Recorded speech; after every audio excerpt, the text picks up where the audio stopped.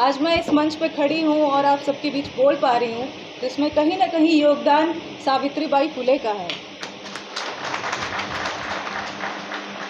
उनकी वजह से मैंने शिक्षा प्राप्त की, मुझे मौका मिला, मेरे परिवार को पढ़ाई की अहमियत समझ में आई। आज मैं नौकरी कर रही हूँ, कॉन्फिडेंस हासिल कर लिया है और मैं इस मंच पे बोल रही हूँ, तो इसमें बहुत बहुत बहुत शुक्रगुजार हूँ मैं उनकी।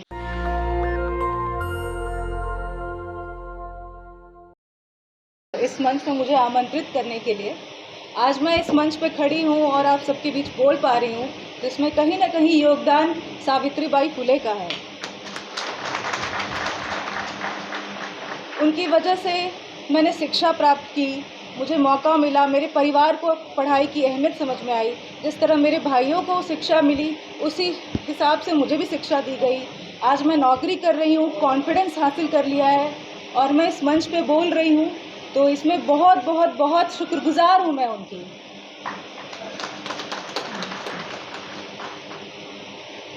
लेकिन ये सफ़र ऐसे आसान नहीं था। ये कॉन्फिडेंस आज मैं आप जो मुझे आज कॉन्फिडेंट देख रहे हैं, मैं शुरू से ऐसी कॉन्फिडेंट नहीं थी। जिस तरह से बाकी बच्चों को, सवर्ण बच्चों को जिस तरह से उनको कॉन्फिडेंस बाय डिफ़ॉल्ट उनके माता पिता से मिलता है, वैसा कॉन्फिडेंस हमें नहीं मिल पाता है। हमें उसको डेवलप करना पड़ता है और डेवलप करने के लिए हमें शिक्षा और उससे हायर एजुकेशन लेना होता है। समय समय पे अपने आप को चैलेंज करना पड़ता है। चैलेंज करने के बाद अपने आप को प्रूव करना पड़ता है हर कदम पे, हर मोड़ पर।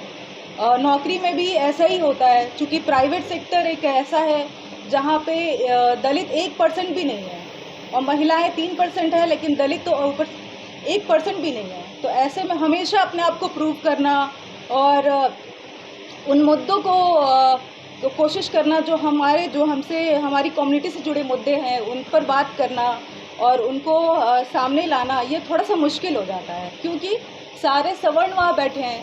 तो जब सवर्ण बैठे हैं तो जो खबरों के जो एंगल होते हैं वो उनके हिसाब से होते हैं।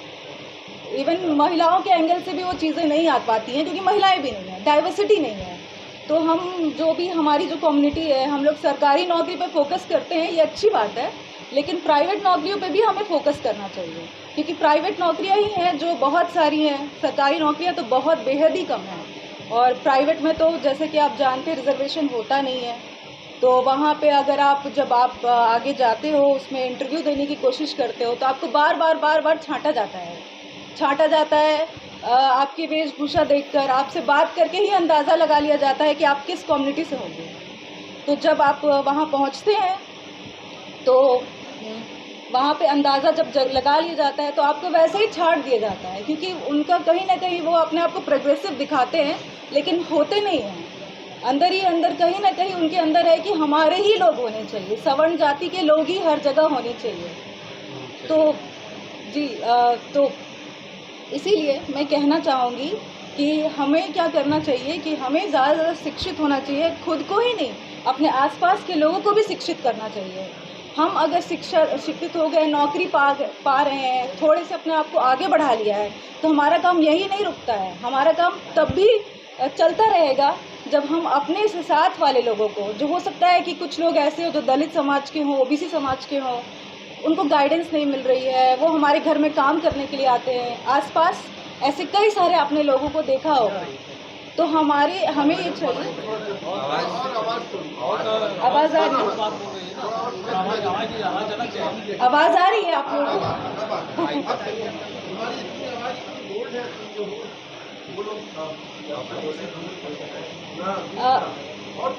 जी अभी सही है? जी। तो मैं ये कह रही थी कि हम लोग हमारे समाज के लोग थोड़ा सा दायरा छोटा होता है सोच का, क्योंकि हमें वो एक्सपोजर नहीं मिला है। तो हम जब सरकारी नौकरियों के लिए ट्राई करते हैं, अच्छी बात है, करनी चाहिए, आगे बढ़ना चाहिए, लेकिन सरकारी नौकरियां तो बहुत कम हैं। तो हमें प्राइवेट नौकरियों के लिए भी आगे बढ़ना चाहिए। प्राइवेट नौकरियों में आपको आने नहीं दिया जाता है, आपको छांट दिया जाता है, क्योंकि वहाँ आरक्षण होता नहीं है। तो ऐसे में बहुत ज़रूरी है कि आप हर जगह अपनी प्रेजेंस स्थापित करें। तो ऐसे कैसे हो पाएगा? ऐसे इसलिए हो पाएगा कि हम उस बारे में सोचेंगे, हमें भरोसा होना चाहिए, हमें कॉन्फिडेंस होना चाहिए कि हम वो उसको हासिल कर सकते हैं। ट्राई करना चाहिए और खुद को ही नहीं आगे बढ़ाना चाहिए, अपने आसपास जितने भी लोग हैं, वो जितने भी इस समाज के लोग हैं, ओबीसी समाज के लोग हैं, महिला हैं, दलित समाज के लोग हैं, उन सबको आगे बढ़ाने के लिए हमें एक गाइडेंस देनी चाहिए, क्योंकि हम तो थोड़े संपन्न हो गए हैं तो हमारा काम तो यहीं ख़त्म नहीं होगा, हमें उनको मेंटरशिप देनी चाहिए। कई बार क्या होता है कि मैंने देखा है कि बहुत हमारे घर जो काम करने वाली औरतें हैं या बहुत सारे लोगों से जो मैं अपने काम के दौरान मिलती हूँ, उनके पास गाइडेंस ही नहीं है, उनको पता ही नहीं कि क्या करना है। पर चूँकि हम थोड़े संपन्न हैं तो हम उनको बता सकते हैं, हम उन्हें गाइड कर सकते हैं कि आप इस तरह का आप कोर्स में आगे बढ़ें, आप प्रोफेशनल जो भी है कोर्सेज करें, करियर में आगे बढ़ें, हम इनको मेंटर कर सकें, हम उनको दिखा सकें कि हम आपके साथ हैं। तो ऐसे में ज़रूर ये कम्युनिटी आगे बढ़ेगी, हमें संगठित होने की बहुत बहुत बहुत ज़रूरत है। तो ऐसे में मैं ये कहना चाहूँगी कि आप जैसे आप बैंक अधिकारी हैं तो आप बता सकते हैं अपने आसपास के लोगों को कि बैंक की तैयारी कैसे करें, हायर एजुकेशन की ओर भी बढ़ना बहुत ज़रूरी है। और साथ ही हर जगह हर फील्ड में हमारे लोग होने चाहिए ताकि हमारे मुद्दों को भी प्रमुखता से उठाया जा सके और सारे लोग जान सके। बहुत बार मैंने देखा है, मेरे दोस्त जो सवर्ण दोस्त हैं उनको पता ही नहीं है कि प्रॉब्लम कहाँ है, हम लोग किन चीज़ों को फेस कर रहे हैं डेली लाइफ में।